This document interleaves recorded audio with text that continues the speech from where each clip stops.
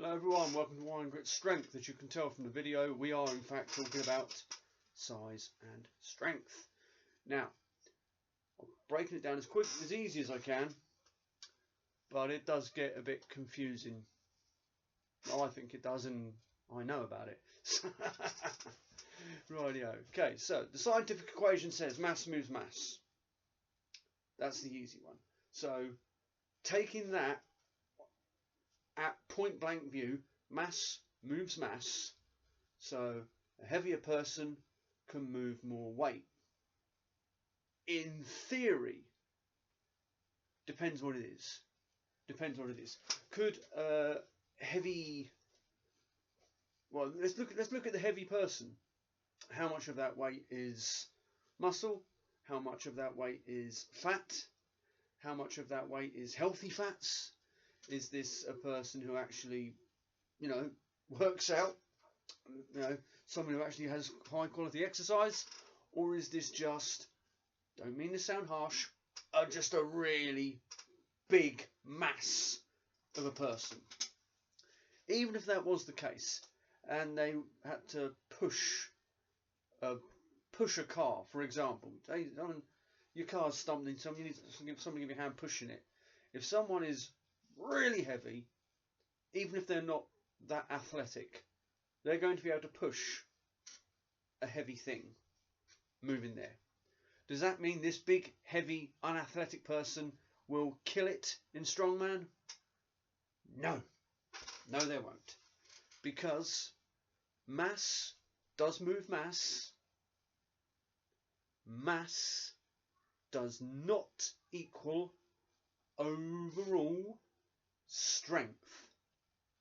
I say it may in one or two endeavours help you out. Like I say, if you had to, because even if you were like Hugh, contained massive mass, you might think something like, well, picking something up can't be too difficult.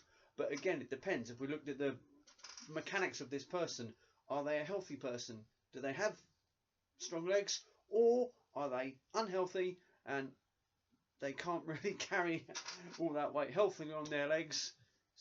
Bit of pains in the joints.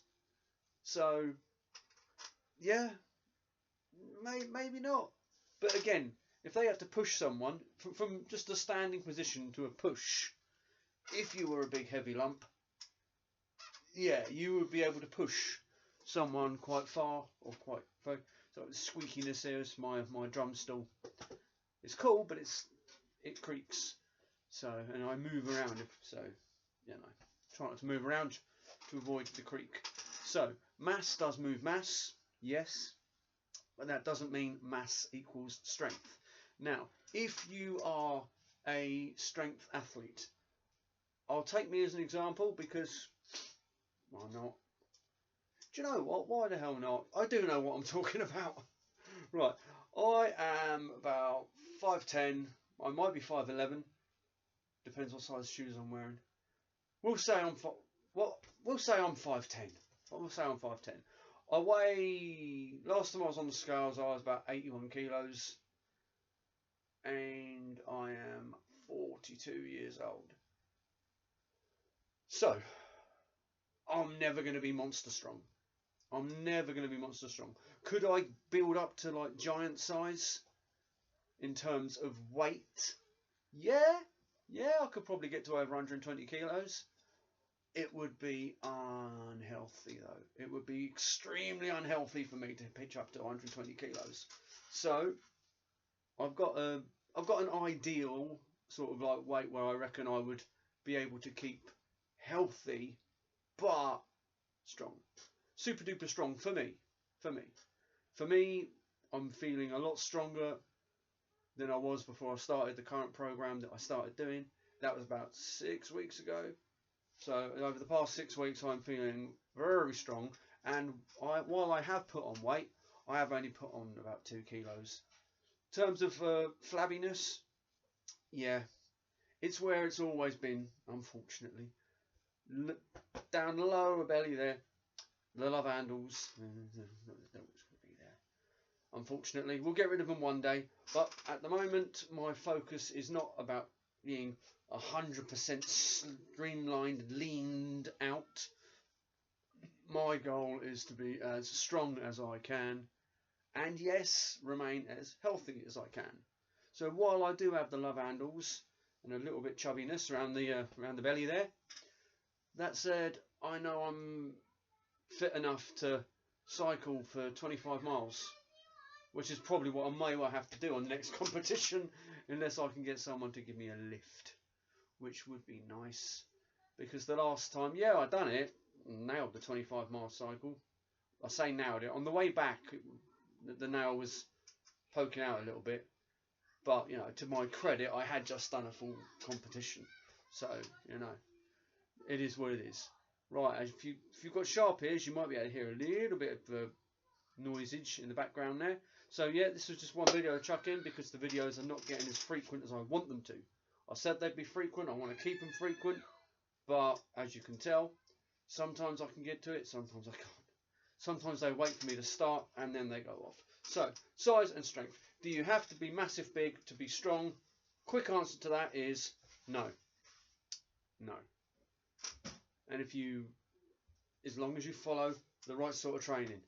If you are after getting stronger and you'd like to have a strength coach, you can give me a consideration. Go off to Instagram, you can go on to Iron Grit Strength. You can contact me through that way. I'll leave my email in the description down here, and you can send me an email. Your first 4 sessions with me will be completely free. After the 4 sessions, if you want to take things further with me as a coach, then we have to start talking about a bit of money, I'm afraid. Anyway, if you've enjoyed this, give it a like. If you haven't yet, subscribe to the channel. Let's see if I can get to 1,000. There's something about that number, I think. I think I know the reason why. That's because when there's the possibility of monetization comes in, I always think you need like 1,000 subscribers and like a few 100,000 of viewed hours or something like that. Something like that. I might be talking a bit of, you know, rubbish there, but it'd be nice to get to 1,000 subscribers anyway. So there we go. That is it. Size, strength covered. Mass moves maths. Maths doesn't get you strong. What gets you strong? How you train, your diet, your rest. More of that. Give me a nod. Right. I'll speak to you all later. Keep strong, keep happy, keep healthy. Ta-da.